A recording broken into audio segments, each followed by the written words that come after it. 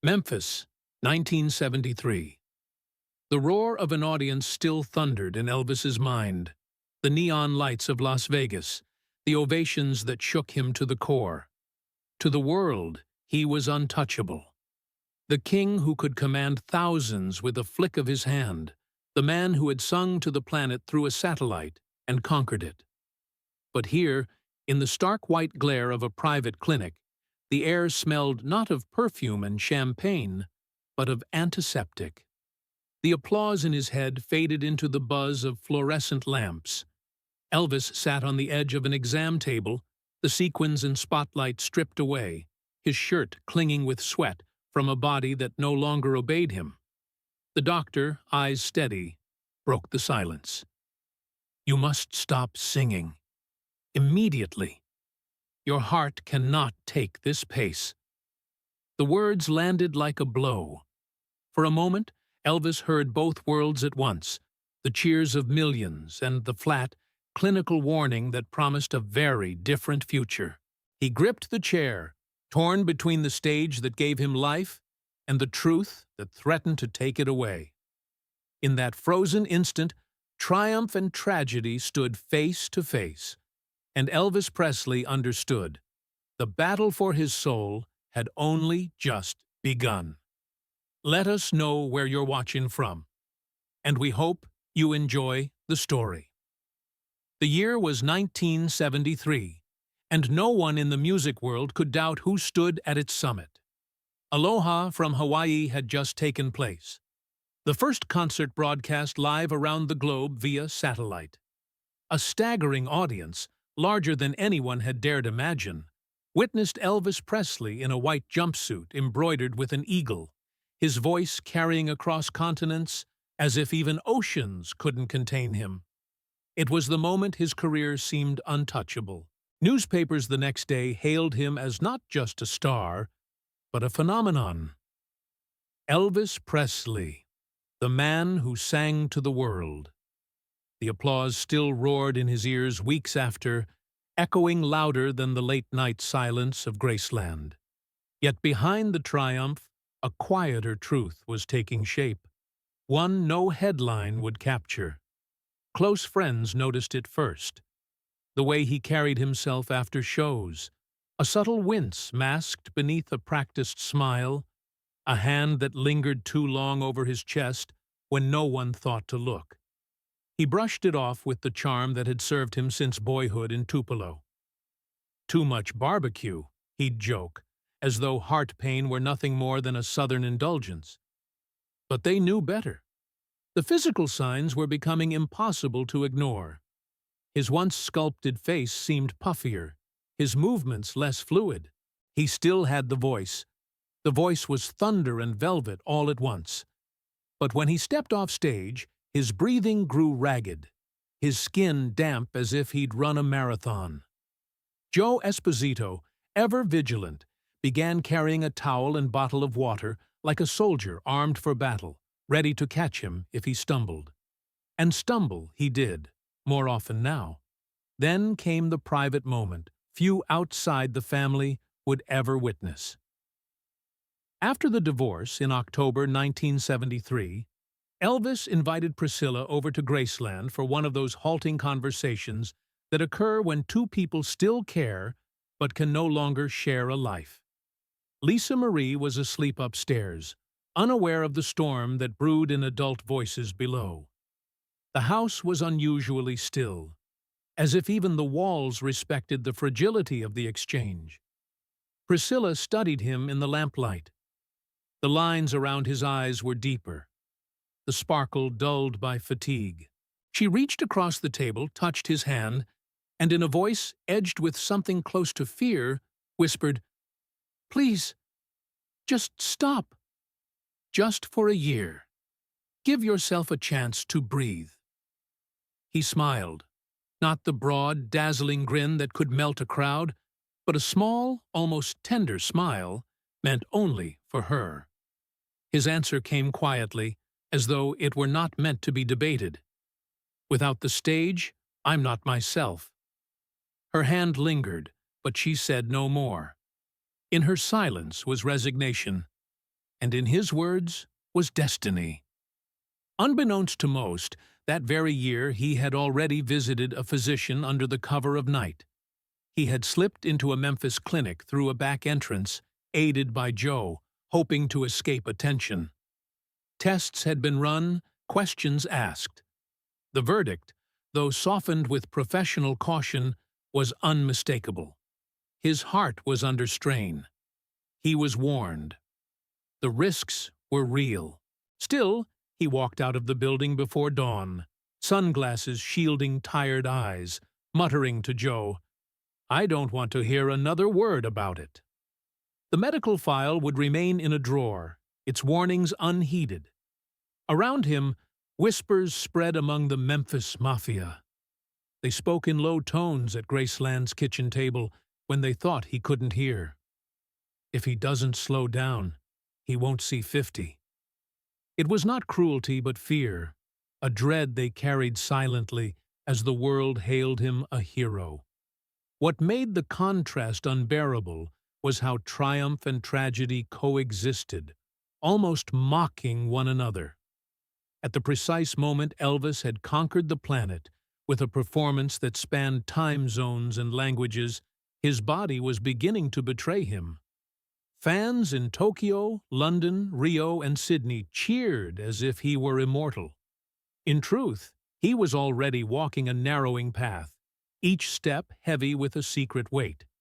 He hid it well. On stage he radiated life, thrusting hips and defiant energy, dazzling audiences with suspicious minds and burning love. The spotlight caught the rhinestones, blinding enough to conceal whatever shadows clung to him. But when the curtain fell and the crowd dispersed, the man who had just sung to millions sometimes sat alone in a darkened dressing room, chest heaving, sweat soaking through his suit. He would tilt his head back, close his eyes, and breathe like someone begging for just one more chance to stand up again. The irony was cruel. Here was a man who had reached the zenith of performance, and in that very victory lay the seeds of collapse. Triumph and decline were beginning their dance together, invisible to the cheering throngs but painfully clear to those closest to him. As 1973 closed, Elvis Presley stood on top of the world. Yet within Graceland's walls, and within his own body, the shadows were lengthening. The king was not yet ready to admit it, but the tragedy had already begun its quiet march. January in Memphis brought a damp cold that crept through the city's brick buildings and settled in the bones. Elvis should have been preparing for another series of rehearsals, but instead he found himself lying pale on the carpet of a rehearsal room, gasping for air while his bandmates froze in shock. For a full minute, he hadn't responded, his eyes half open, his lips parted, as though the breath had simply left him behind. Joe Esposito, quick as always, had knelt, slapped his cheeks, and begged him to wake. When Elvis finally stirred, blinking like a man coming up from underwater, Joe knew the time for pretending was over. That night, under cover of darkness, they drove to a discreet clinic on the outskirts of Memphis. No flashing cameras, no adoring crowds, just a black Cadillac slipping into a private entrance, carrying the most famous man in America in silence. Elvis wore a simple jacket, collar pulled high, sunglasses even though midnight cloaked the city. He hated hospitals. The smell of antiseptic, the sound of clattering carts, reminded him too much of mortality, something he avoided even in conversation. The doctors moved quickly, aware of the secrecy, but their professionalism never hid the unease. Electrodes were placed on his chest, machines hummed, blood was drawn. Elvis cracked a joke to Joe. "Guess they'll find fried peanut butter and banana in there." But the humor evaporated when he saw the expression on the physician's face. Hours later, in a private room with fluorescent lights buzzing faintly above, the verdict came: hypertension, irregular heartbeat, enlarged heart muscle. The words landed not as medical terminology, but as a sentence. His body was failing him. The physician, a man in his 40s with dark circles beneath his eyes, set down the chart and spoke plainly. "If you continue performing at this pace, Mr. Presley, your heart could give out. On stage, in front of thousands." His tone was not cruel, but it carried the weight of certainty. For once, Elvis didn't answer immediately. He leaned back against the stiff hospital pillow, his gaze drifting to the narrow window. Outside, the winter sky held no stars, just a sheet of dull black. He remained silent so long the room itself seemed to hold its breath. Finally, in a voice quiet but ironclad, he said, "Then let it stop there. On stage. That's where I live." The words cracked the air like a whip. Joe lowered his eyes. One of the nurses covered her mouth with her hand. Even the doctor seemed momentarily stripped of speech, staring at him as though he had heard something both terrifying and sacred. It was then the physician confessed something he hadn't intended to share. Clearing his throat, he admitted, "When I was a boy, I bought your first record. You're the reason I ever touched a guitar. You're the reason I even dreamed of anything bigger than a factory. And now, I'm telling you to stop." His voice trembled between reverence and helplessness. Elvis looked at him, and for the briefest second, compassion softened his tired eyes. But it passed. He turned back to the window, as if only the silence beyond could answer for him. The diagnosis rippled far beyond that sterile room. Back at Graceland, whispers turned into grim conversations. His father, Vernon, pressed him to take a break, reminding him of the responsibility he had not only to fans, but to Lisa Marie. Elvis listened, nodding politely, but the stubbornness in him, the same stubbornness that had once defied preachers, producers, and even the U.S. Army, refused to bend now. There was another obstacle, one not written in medical charts. Colonel Tom Parker. To Parker, Elvis was not just an artist, but the engine of a financial empire. Canceling tours, delaying shows, would mean contracts broken, millions lost. Parker dismissed the medical warnings as exaggerations. "The fans want Elvis," he told Joe bluntly. "And Elvis wants the fans." That's the end of it. The cruel paradox grew clearer each day. Elvis feared death. He had said as much to close friends in late-night confessions. But he feared something else more deeply. Irrelevance. The thought of retreating into quiet recovery while the world moved on without him was unbearable. To be forgotten, to fade, felt worse than any coronary risk. As winter stretched on, the walls of the hospital seemed to haunt him even after he returned home. Sometimes, late at night in Graceland, he would sit alone at the piano in the den, pressing a single chord and letting it hang. Music was his pulse. To stop performing was to admit that pulse might falter. He wasn't ready for that. Not yet. So he made his decision. Not with fanfare. Not with announcements. But with the simple act of ignoring every warning. The pills would continue, the schedule would march forward, and the spotlight would still be his. The diagnosis had been delivered. The consequences were his to carry. The summer heat in Las Vegas clung to every surface, from the glittering casino floors to the velvet curtains of the International Hotel. Elvis had returned just months after the private warnings of doctors, and from the outside, nothing seemed changed. His name blazed in neon above the Strip, and fans, some who had traveled thousands of miles, filled the lobby hours before the show, eager for even a glimpse of him. But the man who stepped on stage that season was not the same as the one who had shaken the world with Aloha from Hawaii. The smile was still there, the voice still carried, Yet something indefinable weighed on him. He moved slower. The sweat gathered sooner, and for the first time in his career, he faltered in front of his audience. It happened on a night in July. Midway through Love Me Tender, Elvis stumbled over the words, not in the playful way he sometimes toyed with lyrics, but with genuine confusion. He halted, looked to the orchestra, and raised his hand. The music stopped. A murmur swept the packed hall. Thousands of eyes trained on him, searching for explanation. Elvis chuckled nervously, mumbled something about being tired, and tried again. But the moment lingered. The invincible Presley had shown a crack.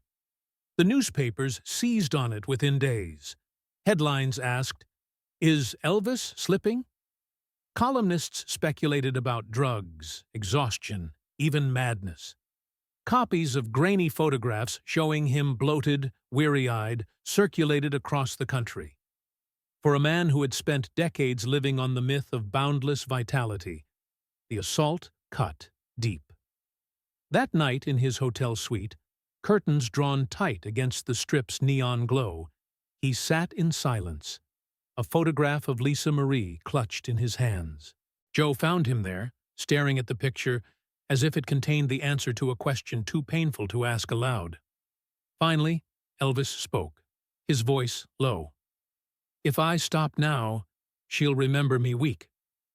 If I go on, maybe she'll see me strong, even if it kills me." Joe didn't reply. There was nothing to say. It was the beginning of a grim determination. Elvis resolved not to retreat into convalescence, not to let the press define him as fading. If his body was failing, then he would turn the stage into his battleground, a place where he could defy weakness with sheer will. Each show became less about music and more about survival, not only survival of his career, but of his identity. Yet fate did not make it easy. One night in Memphis, his hometown, he looked out across the arena and saw children holding handmade signs. "We love you, Elvis." The innocence of their faces struck him like a blow. He felt a surge of strength, enough to push through a performance that had nearly collapsed halfway through. Afterward, back in the dressing room, he told Joe, "That's why I keep going. Not for me." For them, his hand shook as he signed autographs for the children who had been ushered backstage. But his smile, though fragile, was genuine. The irony, however, deepened. While fans clung to him with devotion, betrayal came from elsewhere. One of his own physicians, frustrated by his refusal to heed advice, leaked details of his condition to a journalist. The article, published in a national magazine, declared, "Elvis Presley suffers from serious heart problems." The story exploded across headlines. Though unnamed, the leak was obvious to those close to him. Elvis read the words in silence, then crushed the magazine in his fist. "Even the people supposed to help me," he muttered, "want to sell me out." The sense of isolation grew. Priscilla, though no longer his wife, phoned often, urging him again to slow down. Friends tried to intervene, staging gentle confrontations in hotel rooms and at Graceland. But Elvis had already made his choice, and the choice was irreversible. If death was the cost of remaining Elvis Presley in the eyes of the world, then so be it. The paradox gnawed at him. Offstage, he was increasingly a prisoner of medication. Uppers to wake him, downers to sleep, painkillers to keep the chest tightness at bay. But the moment the spotlight hit, he straightened, lifted the microphone, and became the figure fans still believed in.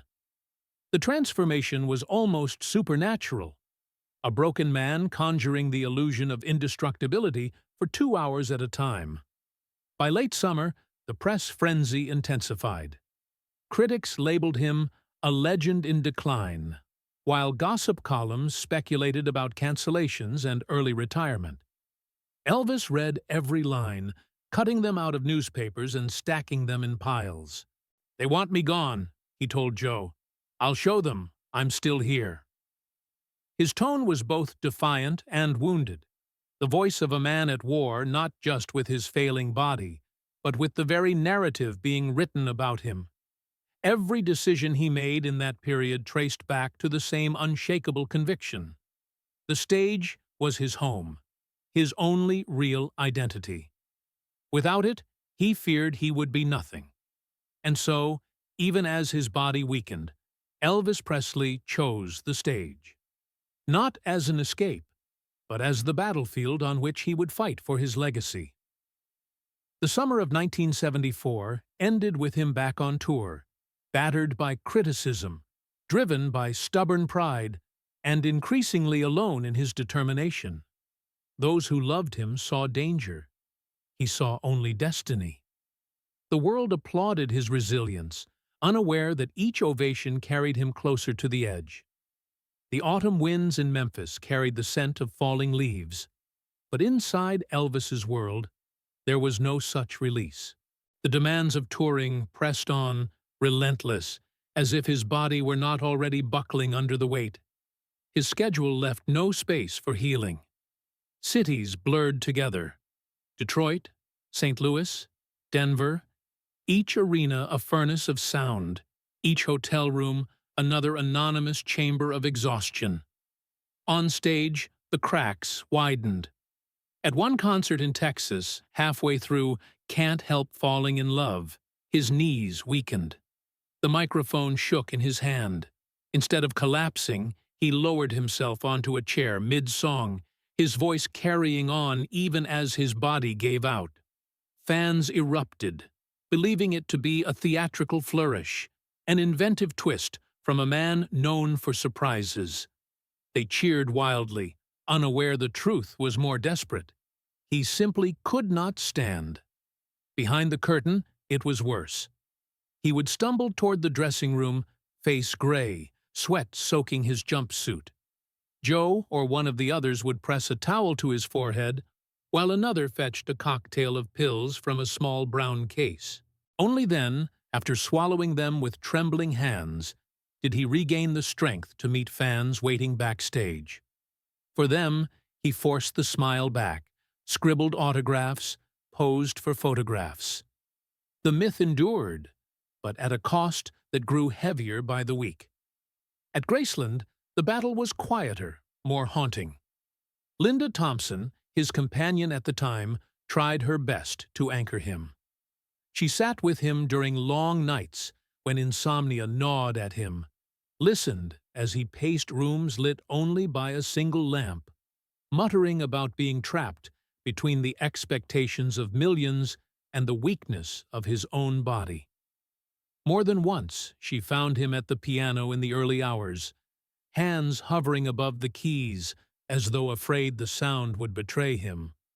When he did play, it was not the exuberant rock of his youth, but hymns, slow, reverent, aching with sincerity. One evening in Graceland's living room, he asked for silence. With only a handful of friends gathered, he sat at the grand piano and began to play "How Great Thou Art." His voice, stripped of performance, filled the room with an intimacy no stadium could match. The notes wavered, fragile, but each carried a depth that left those present fighting back tears. When he finished, the silence was so thick it felt sacred. No one dared speak. In that moment, they saw not the icon in rhinestones, but a man wrestling with limits he refused to accept. The pills became more than a crutch. They became armor. Without them, he could not rise in the morning. Without them, he could not face the stage.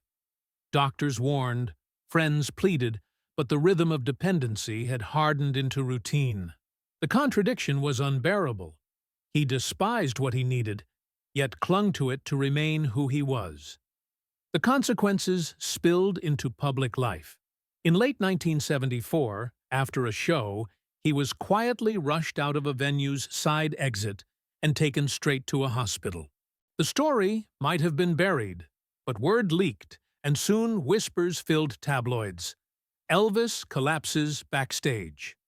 The management scrambled to deny it, issuing statements about exhaustion, but the truth was harder to conceal.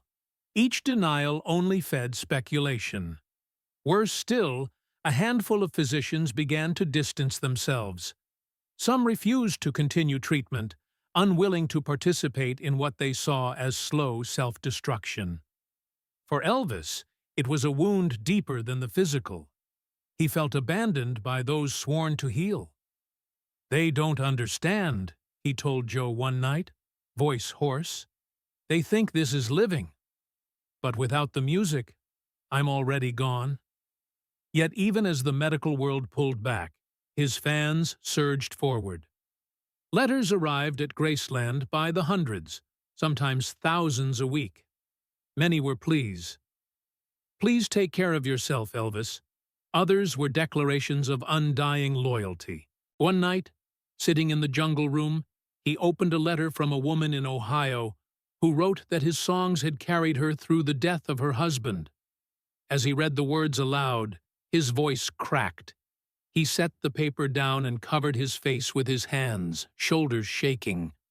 For all the world's criticism, this was what he clung to. The knowledge that, broken or not, his voice still reached people in their darkest hours. The duality defined him now. In arenas, he remained the king, dazzling, defiant, electrifying crowds who refused to believe their hero was mortal. At home, in the quiet spaces of Graceland, he was a man visibly fraying, body weighed down by fatigue, spirit sustained only by a will that refused surrender. The clash between those two selves grew sharper every day, as though he were standing on a narrow bridge between two cliffs. Life on one side, legacy on the other. And the bridge itself was crumbling beneath his feet. By early 1975, the question was no longer if he would collapse again, but when. Still, he pressed on, caught in the paradox of being both prisoner and master of the stage. The battle was no longer only with critics or managers or doctors.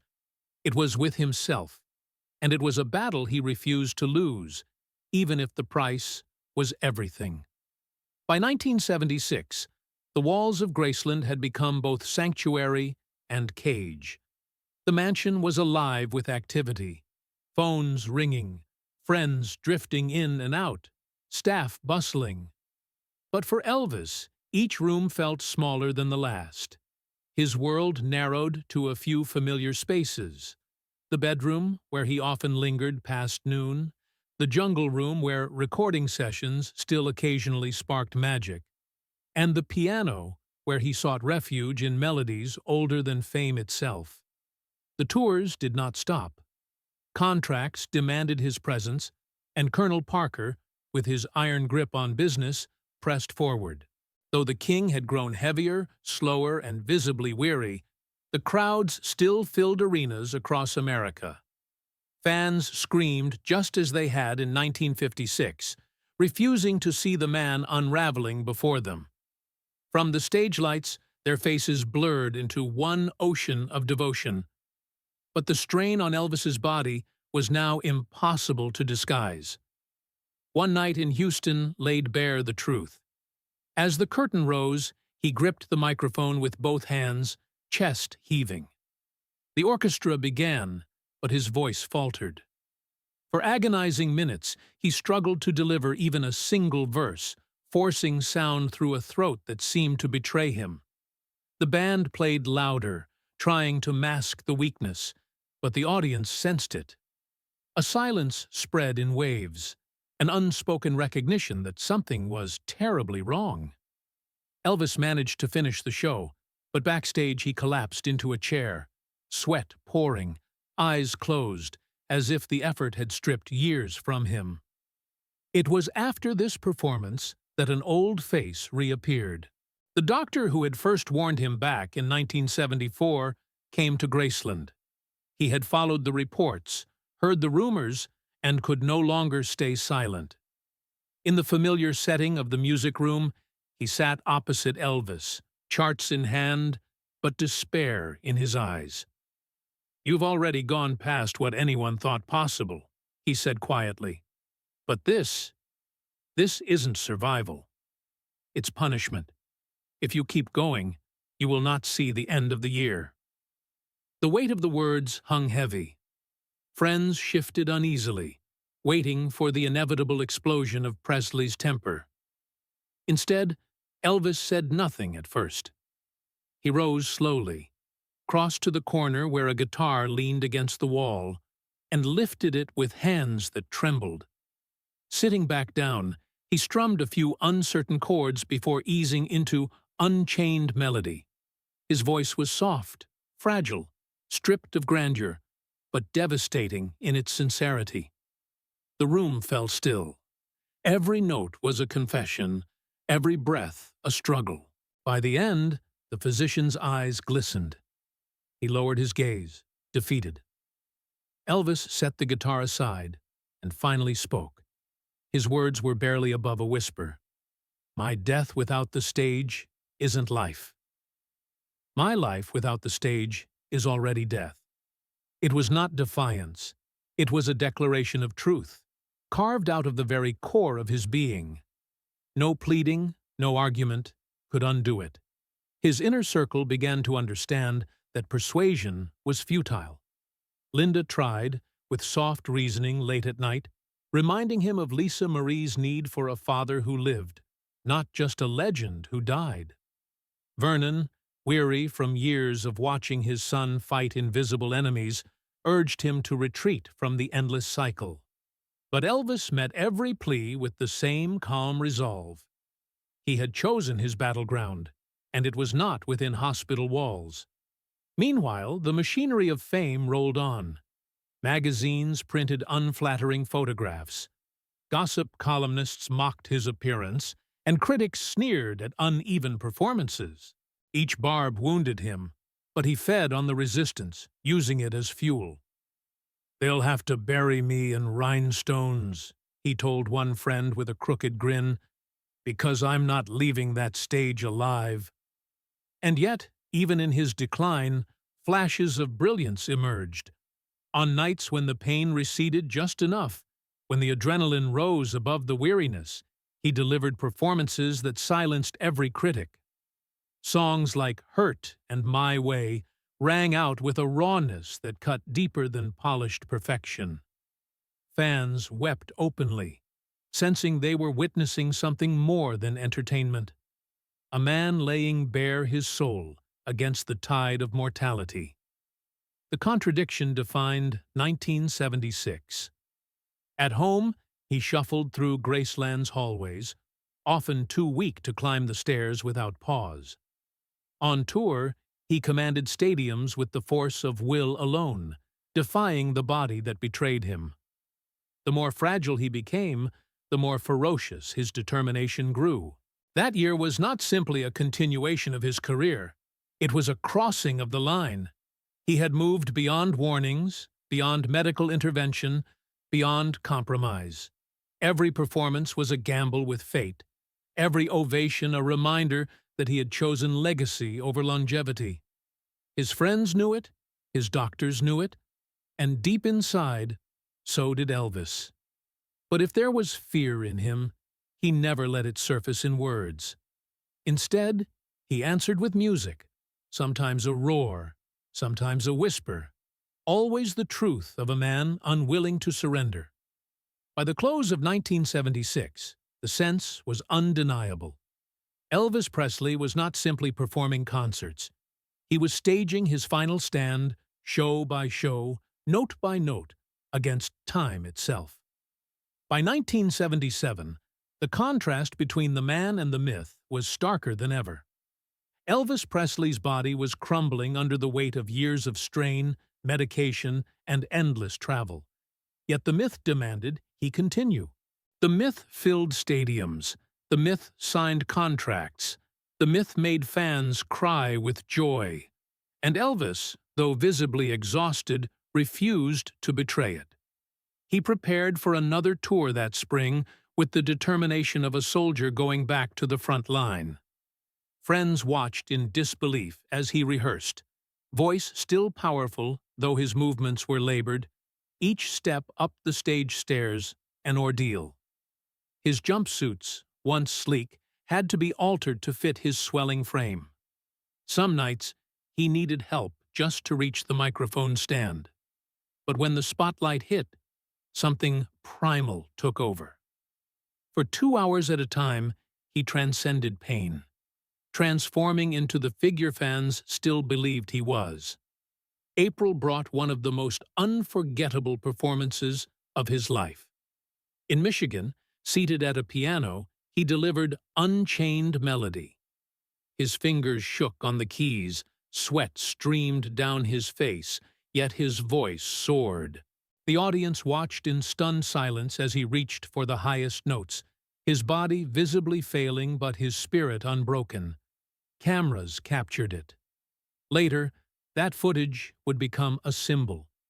A man near the end, but still summoning everything he had left to offer. Backstage afterward, the scene was starkly different. He collapsed into a chair, breathing in ragged gasps, eyes glazed with exhaustion. One of the backup singers dabbed his forehead with a cloth, while Joe knelt at his side, begging him to let the tour stop. Elvis waved him off with a weak smile. "As long as they're listening," he whispered, "I'll be singing." The physician who had warned him since 1974 now followed discreetly on the road, not as part of the official entourage, but as a shadow presence, ready for the worst.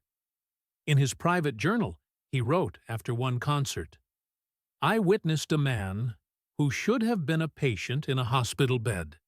Yet he commanded an arena as though sheer will could keep him alive. I no longer know whether to call it bravery or tragedy. Back at Graceland, the atmosphere carried a strange solemnity. Late evenings often found Elvis at the piano in the den, surrounded by a handful of close friends. Instead of rock and roll, he gravitated toward spiritual hymns. Sweet, sweet spirit, where no one stands alone." His voice, though weaker, filled the room with an intimacy that moved everyone present. These moments felt like farewells, though no one dared voice the thought. At times, he would read aloud passages from the Bible. One night he chose a verse about living not for oneself, but for the calling placed upon a person's soul. He paused, looked around at the faces of his companions, and said, almost to himself, "That's why I can't quit. It isn't about me anymore." The words silenced the room. They understood he wasn't clinging to fame for vanity. He was clinging because he believed his gift was not his to abandon. Still, the physical toll was devastating. His face was swollen, his movements stiff, his speech sometimes slurred from medication. Rumors spread with every appearance, tabloids feeding the narrative of a man unraveling. Yet fans who attended the shows told another story. They spoke of being moved beyond words, of hearing a voice still capable of piercing through sorrow, of witnessing a strength they could not reconcile with his frailty. He began leaving short notes in his room, lines about music, about the importance of love, about never letting despair silence a song. They were not polished essays, but fragments, scraps of thought scribbled on hotel stationery and envelopes. After his passing, these would be found tucked into drawers, read as a kind of testament, the closest thing he left to a will of spirit. By summer, even his inner circle realized the battle was no longer about health or recovery. It was about identity. Elvis had chosen to define himself not as a survivor, but as a performer, even if the choice consumed him. They could shield him, medicate him, pray for him, but they could not stop him. Each concert that year felt less like entertainment and more like ritual, the act of a man offering the last fragments of himself to those who loved him. And as the ovations thundered, he absorbed them like fuel, carrying him forward to the next stage, the next town, the next night. It was not survival anymore. It was defiance. By the time 1977 edged toward its tragic end, it was clear to those closest to him. Elvis Presley was no longer fighting against death. He was fighting for the right to remain Elvis Presley until his very last breath. August in Memphis was heavy with heat, the kind that pressed down like a weight and made every breath laborious. At Graceland, the days slipped by in a rhythm of late mornings, quiet afternoons, and nights where the piano often carried melodies into the early hours. But on August 16, 1977, that rhythm broke. That morning, Elvis Presley was found unconscious in the upstairs bathroom. The call for help came too late. By the time the ambulance reached Baptist Memorial Hospital, the staff already knew they were racing against inevitability. Word spread quickly through the corridors, not through announcements, but through looks exchanged between nurses, the hurried steps of orderlies, the grim stillness of physicians who had once pleaded with him to stop. When the pronouncement was made official, a strange hush fell across the hospital. Doctors who had spent years treating him stood in silence, their stethoscopes hanging uselessly around their necks.